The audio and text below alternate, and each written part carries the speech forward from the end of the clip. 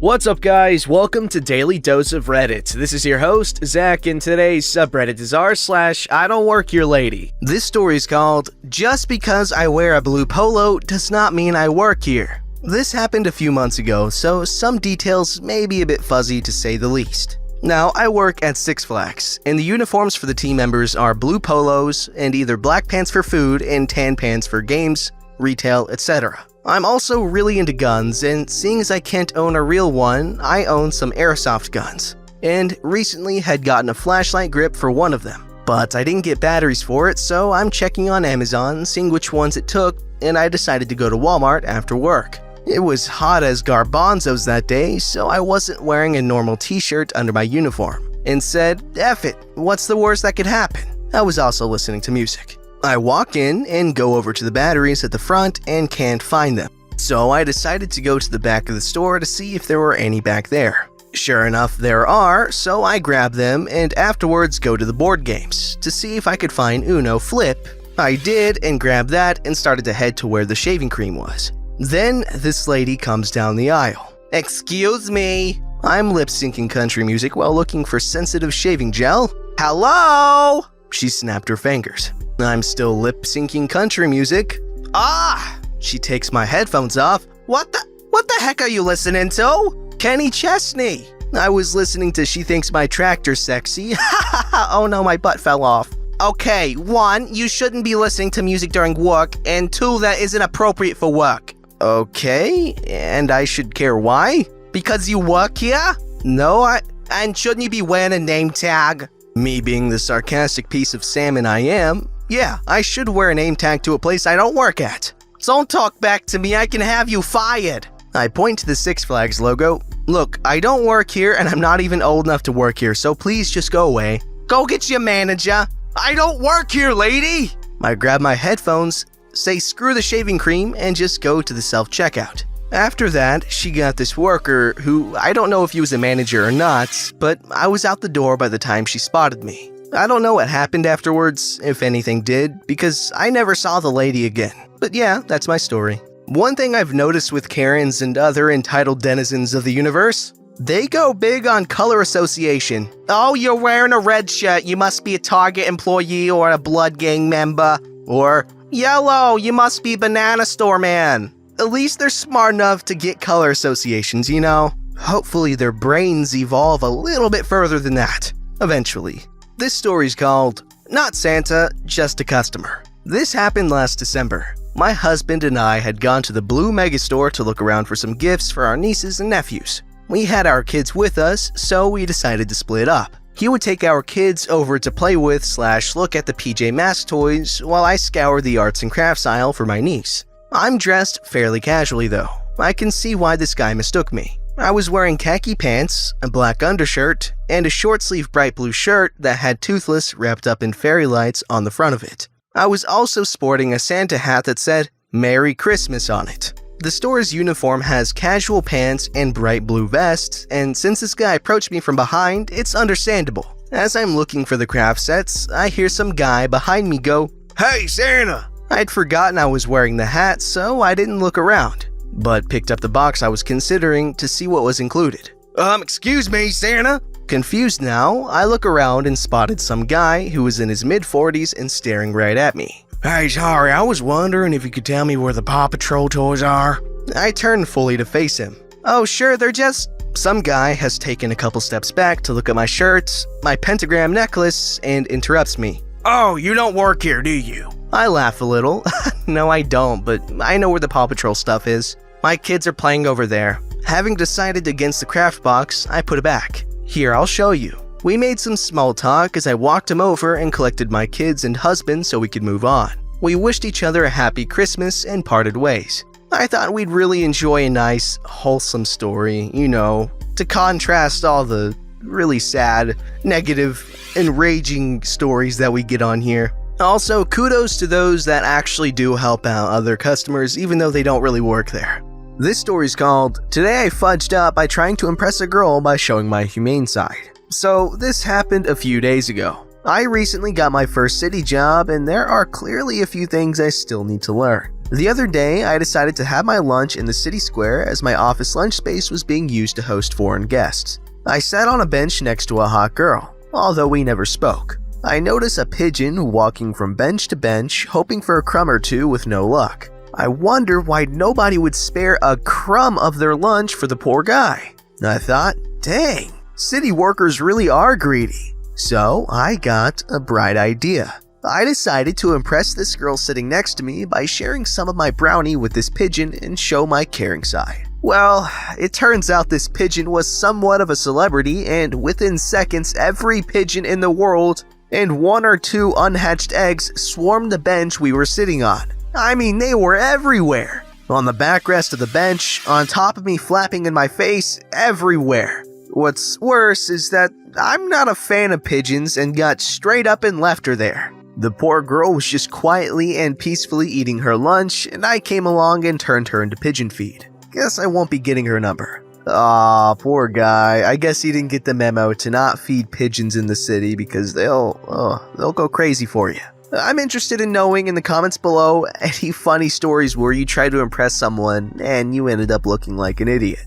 This story's called, Today I Fudged Up by Trying to Help a Kid in a Wheelchair, Then Getting Hit by a Car and Robbed. This happened yesterday. I was sitting at the bus stop near campus waiting for my bus home when I saw a college student on the other side of the street a ways down from me. He was in his backpack shuffling around with some papers when the wind picked up and blew them into the street. He couldn't get off the curb in his wheelchair and people were walking by him, not doing anything. So I hopped up and ran over to help him pick up his stuff. There were no cars coming, so I thought it was safe. I was wrong. I have a bunch of papers in my hand and am bent down trying to pick up another when I hear tires screeching and I knew I had screwed up. Fortunately for me, the car skidded into me and knocked me over, but I wasn't seriously injured, unless you count the emotional injuries. I talked to the driver and explained why I was in the street. I'm fine, so we let it go. I go back to the kid in the wheelchair and hand him what papers I managed to retrieve. This is where the second F up happens. I look back at the bus stop and see that my bus has arrived right on time. It literally never happens except for today, and it's pulling away. I try to get the bus driver's attention, but it's too late. It's like a 6-mile walk home from where I am and a while before the next bus. I could walk, but I have to be at work later, so I decide to call a Lyft. I pull my phone out, only to realize it's dead. No worries, I have a portable charger in my bag. My bag? Where the heck is my bag? I left it sitting on the bench when I went to help the kid and someone must have taken it. I'm panicking at this point. I had a bunch of important documents in the bag, along with a cheap Toshiba laptop and some other odds and ends, but the worst part of all was the brand new Nintendo Switch I had finally saved up for and bought less than a week ago. I was so bummed I almost started crying, and I'm not really a crier. I decide to just walk home. Unfortunately, my phone is dead, so I can't call my job to explain why I'm not there. About halfway through my walk, it starts raining. Of course, my umbrella was in my bag as well. I actually start laughing at this point. I think I was just starting to lose it. I get home, finally, soaked from the rain and with no keys to get into my house. Where are my keys, you ask? That's right, in the bag. I managed to break through a window in the back of the house, but tear my sweater climbing through the window. At this point, I don't even react. I just want this day to end. I charge my phone and, fortunately, my boss is the coolest and tells me not to worry about coming in. Still sucks that I missed work, but silver linings. I walk into my living room and see the empty box for my new Switch and I actually start crying this time. I poured myself a glass of bourbon and sat down on the couch with my dog. I don't know which god or gods I angered yesterday, but at least it can't get any worse than this. Oh, let me stop you right there, buddy. You should know way better than to say something like that. It can't get any worse. Do you not notice that 98.45% of the times that is said in a movie or a TV show, it gets exponentially worse seconds later? Come on! But it still really sucks that that guy's life was temporarily ruined, like completely, because he wanted to help someone out. Just goes to show, that's what happens when you help people. I'm kidding, of course. Help people as much as you possibly can. In fact, I'm giving away my entire life savings. All you have to do is... Alright, here is a huge story called Today I Fudged Up by Forgetting I Secretly Made a Portrait of the Girl I Loved. Happened a few hours ago. I don't know if I'll survive the coming week when my dad gets home. So it's Diwali this month here in India, and as per tradition, we clean the entire house down to every single drawer and every single cupboard, every piece of crockery, and other things implying the word meticulous in its truest sense. Since Diwali is on the 29th of this month, there's still a lot of time to get done with the yearly cleaning up, but this year, Mom decided to start early because my sister and my dad wouldn't be at home for the week. So she gets the entire house to herself, except me taking up a small spot to study or browse through Reddit and Instagram. I also help her out as much as I can so that her burden is eased. But she actively refuses any help I offer as she likes doing this stuff alone. Anyway, so she starts the cleanup in my room. This includes everything, from wiping walls with cleaning agents to washing the curtains. Basically, everything is clean. I move my bed to make space for her to have ladder access to all the walls. Then she tells me to move out and let her do her work. About 45 minutes later, I'm in the living room actually studying for once, for the upcoming exams in my college, when my mom calls me. Assuming she needed my help with something, I go to the room to find her cleaning up my study table. She asked me to sift through my cabinet where my old PC's tower used to be.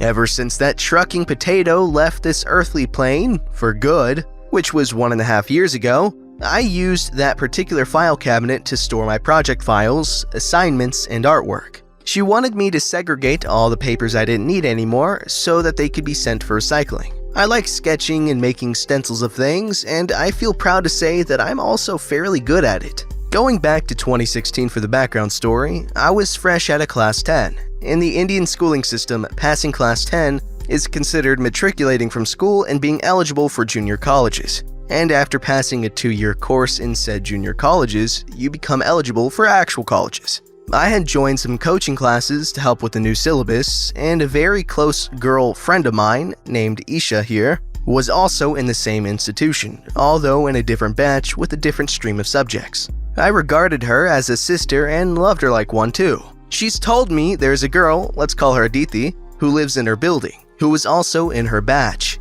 Me being the virgin nerd I am, didn't pay much attention to it, because I usually noped away from girls ever since I was a kid, except Isha, who I got close to via a series of unrelated events. At this point, I feel obligated to mention that Isha and I went to the same junior college while Aditi went to a different one. A few days later, during break time in the coaching classes, I'm talking to Isha when Aditi comes up to her. I hadn't seen or interacted with her in any form until then, but when I saw her, when she walked past and said, "Hi Anand," without being approached first, flowers bloomed. I didn't realize this for an unhealthily long period of time, nearly 7 months, but I fell for her. I fell for her hard. I fell for her harder than when the Tsar Bomba detonated on Mityushka Bay. She was the most beautiful girl I had ever seen with my eyes, and she still is to this day. Eventually, me and Aditi got talking, and I realized I had deep feelings for her. However,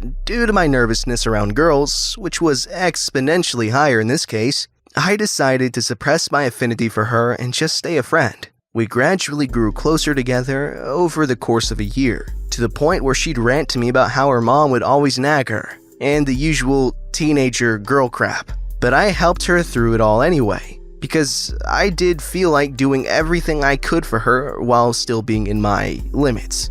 A few months later, Aditi and I got into a very long and heated argument on our Instagram DMs regarding some stuff. But surprisingly, we came to a friendly conclusion. As it drew to an end, she said, "Anand, I like you." "You what?" "Yes." Oh, crap! It hit me like a truck. What most people make memes about and relate to imagination happened to me, in real life. It was a lot to swallow at first, considering how sparse female contact has been for me, but I tried not to trip onto anything. Of course, I confess too. It was the happiest day of my life so far. I swear, if she were physically present that time, I would have held her so freaking close to my chest. She'd have been absorbed into my skin. I loved her, from the bottom of my heart and soul alike. This was in the summer of 2018. Being Indian, it's almost guaranteed that being in a teenage relationship will have you face severe repercussions from your family, your neighbors' families, their grandparents, and the dude who collects trash from your house. If you're born into a typical Indian household, it's written in your destiny. I am one such fellow. Hence, I had to be covert about this. Aditi's birthday was around this time, so Isha and a few of her friends, including me, planned to give her a basket full of stuff we made/ordered for her. By this time, both Isha and Aditi knew I could do stencils very well, so Isha asked me to make a stencil of Aditi, which we'd frame for her. I got to work immediately. She sent me a few photos of her and I decided on which one to reproduce. I got to work at the nights around 1 to 2 a.m. when I'd be alone in peace and my mom and dad would be asleep. I finished quite quickly and fired the stencil over to Isha's email. The next morning in school, junior college really, she said it was really good, but she wanted a slightly smaller stencil as it wouldn't fit in the frame otherwise. I started again. This time, I put a lake full of effort to make it my best work so far, and it was. It took me longer, but it was done just in time to have it framed for the big day. When we gifted it to her, it was the best thing ever. I could see the happiness in her eyes and I knew I made her day. Slowly, however, she started to bring up one of my best mates more and more into our conversations. I was getting slightly iffy, but put my faith in her and talked about it. She promised me he's just a friend. He wasn't. Over the next month, she became really cryptic with me. Then one evening, about a few weeks before my birthday, she meets me and finally delivers my worst nightmare. She told me she fell out of love with me, and that her and my mate have a thing between them. Whatever followed was beyond screwed up. Isha, Aditi, my best mate, I fought everyone, and ruined my years of friendship with them all out of rage. From this point on, the past becomes irrelevant to my screw-up today. You remember that first stencil of Aditi I made? I couldn't just crumple it up and throw it away, or destroy it in a fire. Since it was so close to me, I had to keep it. Hide it somewhere. Somewhere my mom or dad wouldn't look. Guess where I hid it? The cabinet where my PC tower was housed. Come back to today, remember my mom was at that very cabinet? Well, I agreed to sort the cabinet out. But I had literally forgotten, or should I say repressed, the fact that I had that stencil stored there. Mom also pulled out paper sheets to help me sort them. By the time we got to the bottom of the pile, she started taking out my artwork. Second to the very bottom, it was that stencil. By the time I realized what that sheet was, Mom had already pulled it out and was staring right into it. Right into Aditi's eyes. I realized my fate was sealed. Anand, who's this? Frozen, I accept my end. Why did you make a drawing of a girl? Help! Anand, who is this girl? Tell me right now! She said she'll report this to Dad once he comes back next week. Whether I'll be allowed to live in the house is debatable. My sister didn't know about this Anand Aditi thing, and I don't think she'll find it objectionable. But I know she wouldn't be able to help me much, should things go south on me. I should be scared for my life right now, but I can't help but laugh at myself and how life's been playing me lately. All I know is it's gonna be a long week ahead. Now, I'm not Indian, but I'm half something close to it. And I can 100% verify this story's validity, I guess. This is very much something that the youth of Desi families have to deal with. Brown parents are not okay with their kids liking anything at all that's not school or, sports. And even that is sometimes hit or miss. That was a pun. But anyways, regarding this story in particular, I feel like if he played his cards right, he could very much convince his family that it was just a drawing of no one he knew. Or if they know that he knew that girl, they could just be like, yeah, I just drew the picture for her birthday and I forgot about it. That was the first draft. It's so easy to just talk your way out of trouble. Don't forget to like, subscribe, and hit that bell to never miss an episode.